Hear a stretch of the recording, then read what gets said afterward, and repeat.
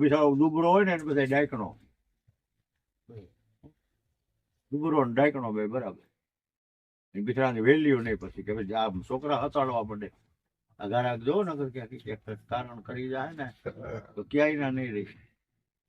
આવા વેમ ઘાલે. આવી અંધશ્રદ્ધાઓથી પાછું વળી જવાની જરૂર છે. સત્ય વસ્તુ શું છે એ ખોજ કરો. ખોટી વસ્તુ શું કામ પકડ? ભૂત ભુવાને દાખલા એ તો વેમીને વૈરગા. હરિના જન ને હિંમત વાળા એનાથી તો રે શેઠ. આ વસ્તુ એવી છે,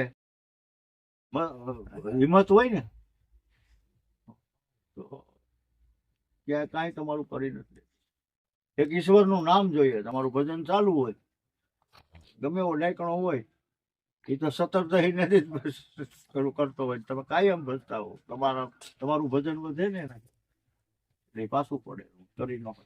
આપણો વિશ્વાસ ડગે એટલે આપણે એના વિશ્વાસમાં લઈને પછી જ કરે છે. એના વિશ્વાસમાં લઈએ પહેલા. હકીકતે સંતો ભક્તોનું એમ કહેવાનું છે, જો તમારે સત્યને સમજવું હોય, જીવતા માણાનો વિશ્વાસ ન કરતા. હવે જીવતો માણા કોને કહેવાય? જે જીવ દશામાં જીવતો હોય એનું કીધું.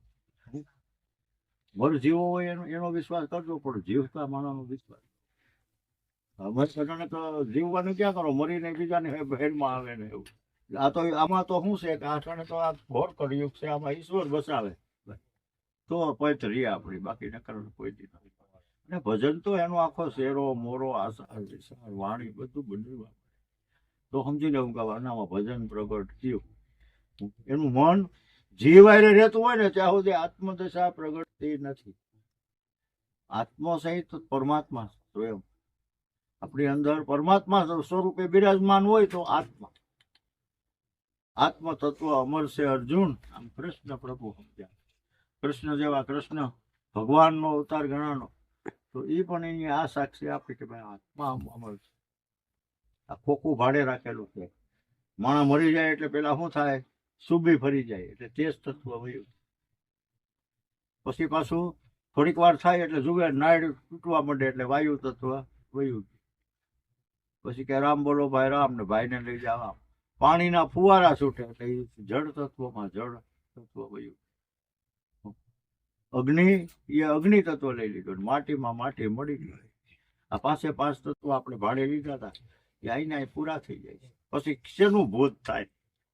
એમ તો આપણા બાપા મરી ગયા હોય ને ડાઘુ ભેગા પાછા આવે તો આપણે સ્વીકારીએ બાપા ભૂત છે. આગળ મરી ગયા બારી આવ્યા ને ક્યાં પાછા આવે? ઓલો તો કેટલા વર્ષે આવે તો કાપી બેહાડે હેરાન કરે. એટલું બાલ બચ્ચાને ખવડાવો, ગાયોને ખવડાવો, કોઈ ગરીબ માણસને આપો. જેને કમાવાની તાકાત નથી એ ગરીબ કહેવાય. ભાદરવાળા કુટિયા જેવો હોય ને કામ ન કરતો હોય ને દુઃખી હોય, દુઃખી ન કહેવાય. જેને કમાઈ નથી શકે એમ એની માથે દયા રાખો. દિયો નહીં તોય કાંઈ નહીં, પણ તમે એની માથે દયા રાખો. દયા છે ને એ પણ એક એવું કામ કરી જાય છે. જીવ માત્ર ઉપર દયા રાખો. સત્ય સનાતન તો એમ કે જીવ માત્ર છે ને અણુ અણુમાં વ્યાપક છે. મન કર્મ વચનથી કોઈનો પણ આત્મા ન દુભાવો. જો તમારે આ વાત સમજવી હોય તો આ રીત છે એ તરફ જવા છે. કોઈનો આત્મા વારે હોય છે બાપા જવા છે, કાંઈ વાંધો નહીં, પતી ગયું પૂરું થયું, એ તરત સમજી જાય. થોડું તો ઓલું એક બોલે તો ઓલું બે બોલે, પછી હાલું શું કરવું? આ આત્મીય શાંતિ આપણી ગવાય, માનસિક શાંતિ ગવાય, કૌટુંબિક શાંતિ ગવાય, પછી ભજન થાય નહીં. કેમ નથી થતું, કેમ નથી થતું? પણ ક્યાંથી? રીત આપણે શીખા. અગ્નિની પાસે બેન તાપીએ તો વાંધો ના આવે, પણ આમાં હાથ નાખીએ એટલે તો ધગવાના જ છે. આ વાત છે. રાતે કરીને આવું, મેં મૃત્યુ શીખ રહા હું, તો ગોલું પાકી જાય. એક ભાઈ કે મારે મૃત્યુ શીખવું, નાખને પલકમાં આંગળી આંગળી નાખી ગયો હોય શીખી લીધું. લ્યો આવા ધંધા કરે છે માણસો. આ જીવન ભગવાને આપણને જીવવા માટે આપ્યું છે. માણસ બનીને જીવો. આ ધરતીને વજન કેનો છે? અકર્મી માણસો, સત્યમાંથી હાલતા માણસોનું વજન એને જરાય નથી લાગતું. જે અકર્મી છે ને એનો આ વજન લાગી રહ્યો, આ ડગુ મગુ થાય છે ઘણી વાર. આને સ્થિર કરવું હોય તો પેલા તમારી નાભી છે એ પૃથ્વીનું સ્વરૂપ છે એને સ્થિર કરો. તો એમાં જો એમાં અકુટકું નથી થતું. કેવા ગોળા ગળતી હોય તારણ વિના. સ્થિર થાય, સ્થિર કરવી પડે. સ્થિર જેનાથી થાય? ભજનથી. એટલે આપણે વારંવાર કહીએ ભાઈ ભજન કરો, ભજન કરો. પછી ડાગલો નથી આવ્યો, પછી ખેલ ચાલુ થાય.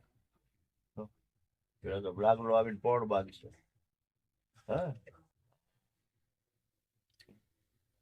આવી રીતે સંતો ભક્તો આ રીતમાં તે ભજન કરી ગયા છે.